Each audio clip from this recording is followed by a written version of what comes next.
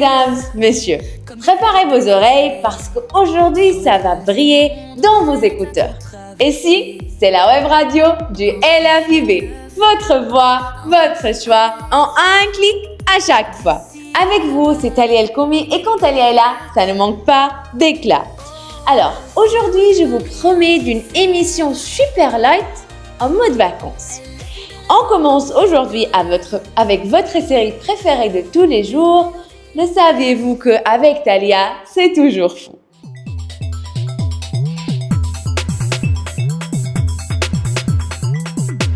Saviez-vous que le 21 octobre, on célèbre Diwali? On célèbre la fête de lumière indienne.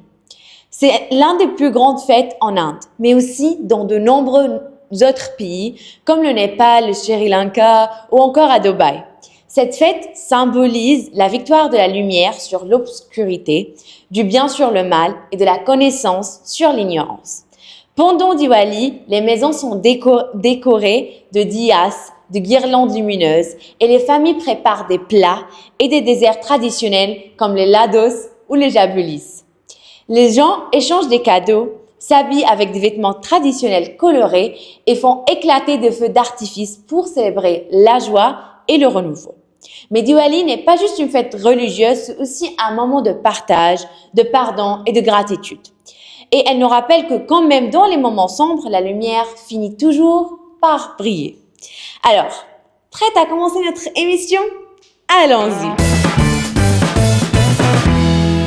On commence avec la chronique la plus inutile du monde. Et oui, c'est l'heure de la chronique inutile, mais tellement fascinante. Présentée par Rim. Coucou Rim, j'ai trop hâte de découvrir des informations inutiles, mais aussi incroyables aujourd'hui.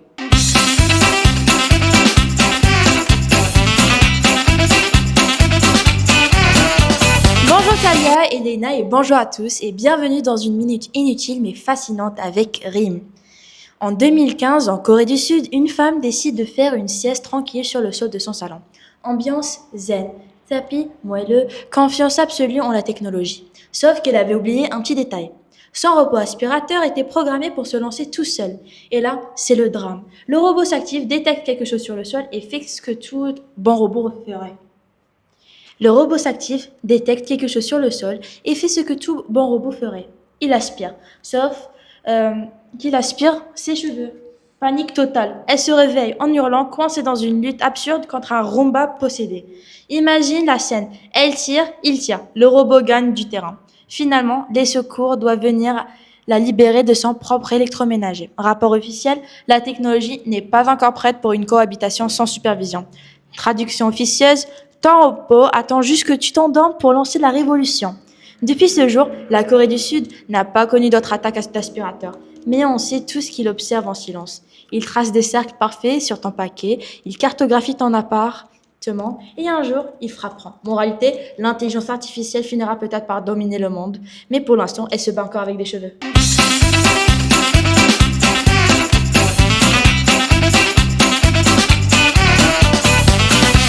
Merci Rim pour cette minute inutile, oui, mais complètement fascinante. Franchement, qui aurait cru qu'un simple robot aspirateur pouvait déclencher une telle bataille épique? Et maintenant, mes chers auditeurs, on change complètement d'ambiance pour parler d'un sujet plein de sens et d'émotions. Parce que la web radio du LFIB n'est pas seulement du fun et du rire, mais c'est aussi de la solidarité et du courage. Alors, coucou Leïna, on t'écoute!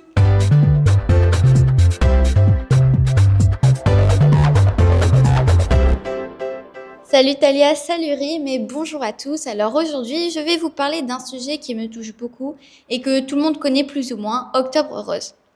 Alors Octobre Rose, vous connaissez probablement ça comme le mois ou le jour où il faut s'habiller en rose, mais c'est beaucoup plus. En effet, durant tout le mois d'octobre, c'est l'occasion de sensibiliser à la lutte contre le cancer du sein et de montrer notre soutien face à toutes les victimes qui se battent tous les jours. Alors tout d'abord, pour débuter ma chronique, un petit peu d'histoire. Octobre Rose a été instauré en 1985 aux États-Unis par l'American Cancer Society et une entreprise pharmaceutique dans le but de promouvoir le dépistage précoce du cancer du sein. mais ce n'est qu'en 1994 que cette campagne arrive en France. Quant au ruban rose, symbole emblématique de cette campagne, il a été introduit en 1991 par Evelyn Lauder, cofondatrice de la Breast Cancer Research Foundation. Alors, et vous, comment pouvez-vous faire pour soutenir cette cause? Eh bien, ça peut aller d'un simple geste comme porter un ruban rose comme celui-ci, s'habiller en rose, jusqu'à faire des dons à des instituts de recherche si vous souhaitez aider encore plus en effectuant des actions concrètes. Eh bien, je vous remercie de m'avoir écouté. Je souhaite plein de courage aux femmes et aux hommes parce que oui, on le dit jamais assez, mais les hommes aussi peuvent être atteints, qui se battent chaque jour contre ce cancer. Merci.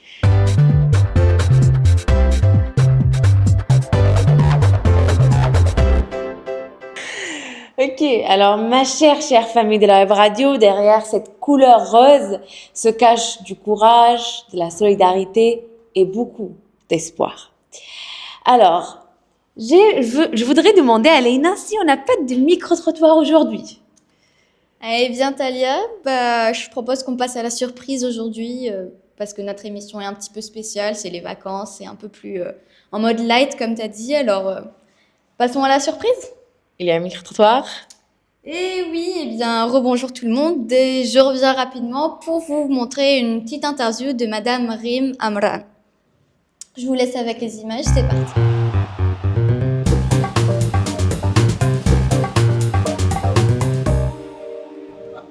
Bonjour à tous et à tous, ici Leïna accompagnée de Talia et de Melek pour une toute nouvelle interview. Aujourd'hui, on est accompagné de Rim Omran. So thank you for coming with us. And could you tell us what exactly do you do in your association?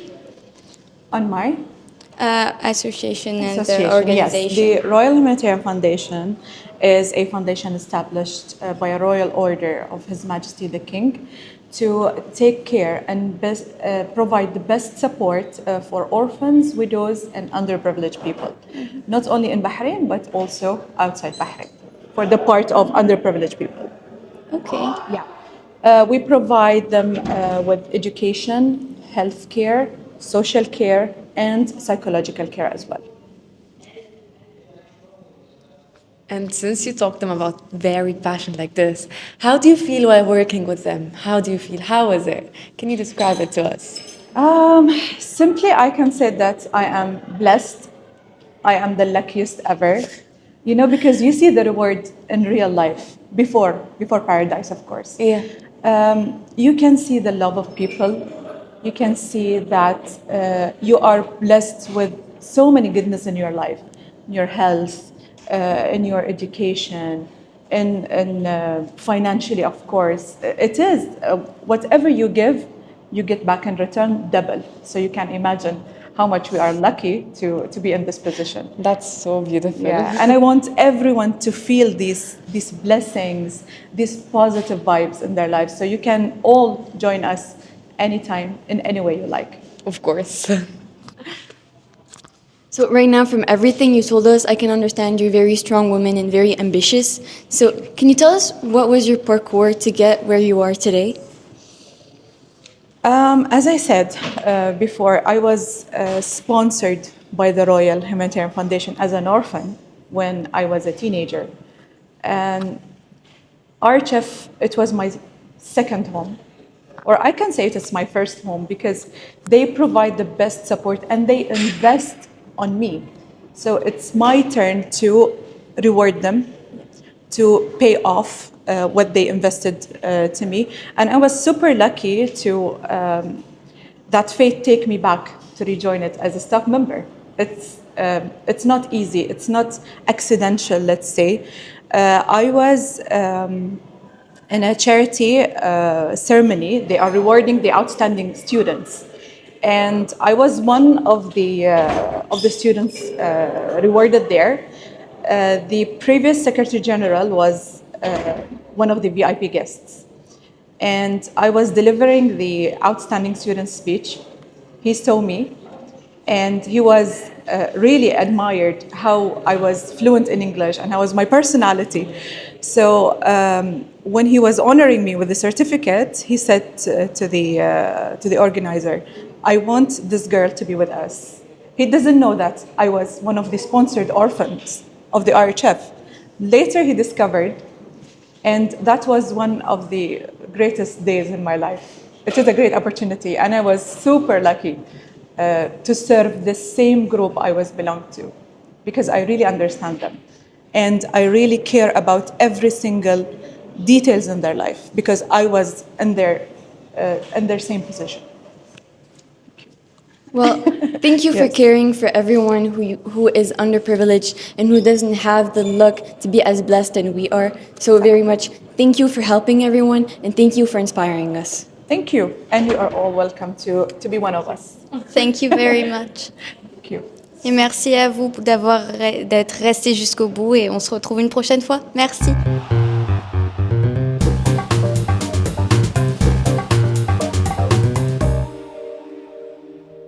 Eh bien, merci à elle d'avoir répondu à nos questions. La générosité est vraiment la plus belle qualité du monde. Et cette fois, je vous dis au revoir pour de bon. Alors, on se retrouve juste après les vacances pour une nouvelle chronique. C'était Leïna. Au revoir. Alors, merci Leïna pour ce micro-trottoir et merci pour la chronique aussi. Et ma chère famille de la Web Radio, nous voilà déjà à la fin de notre émission. Aujourd'hui, nous avons voyagé avec moi à travers plusieurs thèmes variés, passionnants et pleins d'émotions. Un grand merci à Leïna et à Rim qui ont participé à cette émission et l'ont rendue aussi spéciale et unique. Et bien sûr, merci à vous, chers auditeurs, d'avoir été avec nous jusqu'au bout. Et n'oubliez pas, si vous avez aimé cette émission, mettez un like, abonnez-vous et partagez-la autour de vous. Avec vous, c'était Talia Alkomi avec tout mon amour. Quand on est réunis, énergie moderne pour un jour nouveau. Bienvenue là où le son devient flambeau.